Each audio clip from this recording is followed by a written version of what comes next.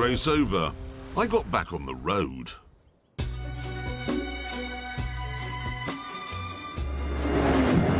There is no doubt in my mind that this is faster than flying. It just is. I mean, if I were to be racing Hammond today in his silly helicopter, he'd still be sitting at the heliport in Saint-Tropez saying, requesting ILS, Vector, Golf, Tango, Donkey, Norway, Shirley.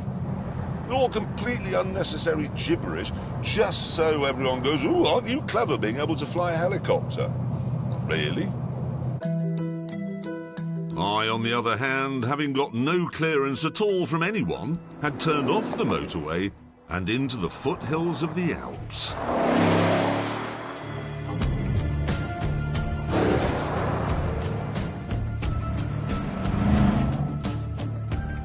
And you might imagine that on roads like this, a mid-engine supercar would be divine. But this is no ordinary mid-engine supercar. A McLaren 720 or a Ford GT, they would be brilliant here. But this, I'm going to be honest with you, it feels heavy. Because it is. I'm not saying it's cumbersome.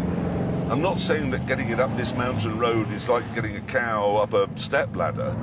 But it's not delicate or deft or dainty.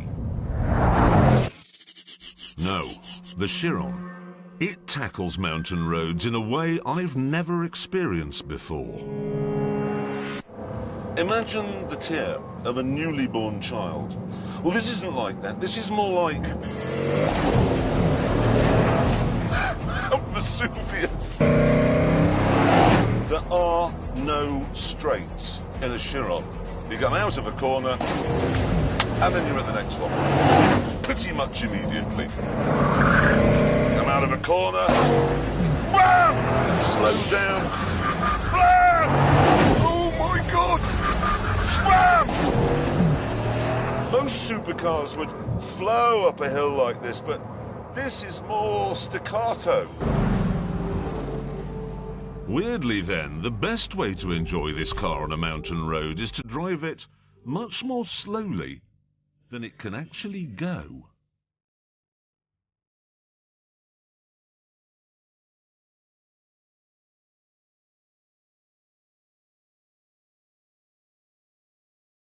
Is this a bad thing? Well, not when you remember who it's been made for.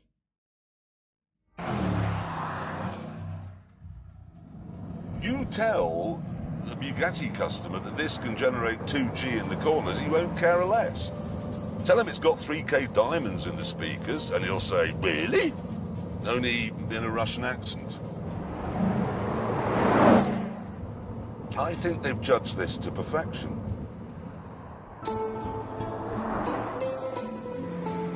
Soon I arrived at Les Deux Alpes, where I removed my ski boot from the boot, bought another from the shop, Merci. Ouais. À plus tard. and went off to find a glacier.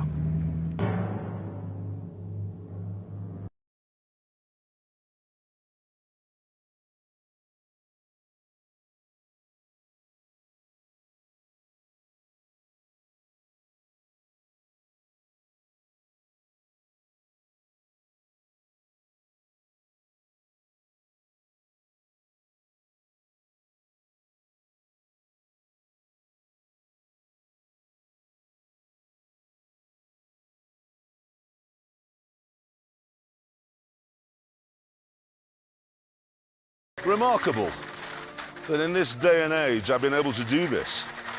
Just a few hours ago I was in the south of France, surrounded by people in their carefully designed topless swimsuits.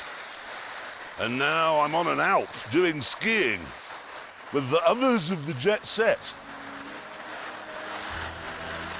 It took rather longer to get down the glacier than I'd expected. So when I got back to the town, I had to get my skis off and my skates on. Not that you could actually hear that I had my skates on. The only really odd noise you get in a Chiron is the whoosh of the turbocharging system. Ready?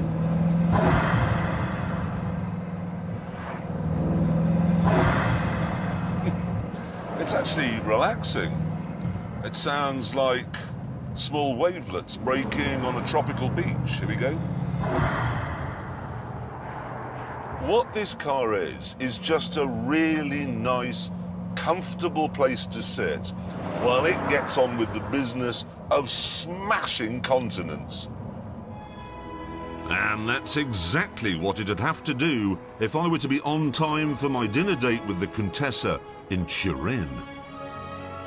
Happily, I soon left France, where they rip your fingernails out if you break the speed limit, and entered Italy, where, so far as I can tell, speeding isn't really seen as a crime at all. I was once pulled over by the police in Italy when I was driving a Lamborghini, and they told me I wasn't driving quickly enough. It's a Lamborghini. When you leave here, you drive like the wind. This is my instruction from the police.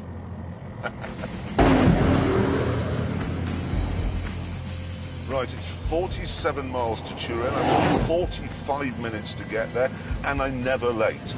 I'm pathologically punctual. By taking the police advice and driving like the wind, I made it to the outskirts of Turin with 11 minutes to go. And I had to spend one of those minutes getting changed in the bogs at a motorway service station.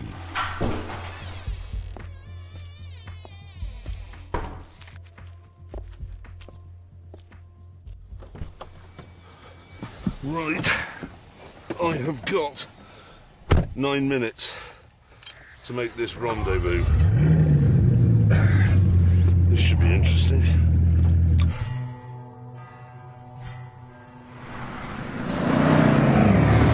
There was a film called Rendezvous, made in the 1960s, when someone tried to cross Paris in 9 minutes.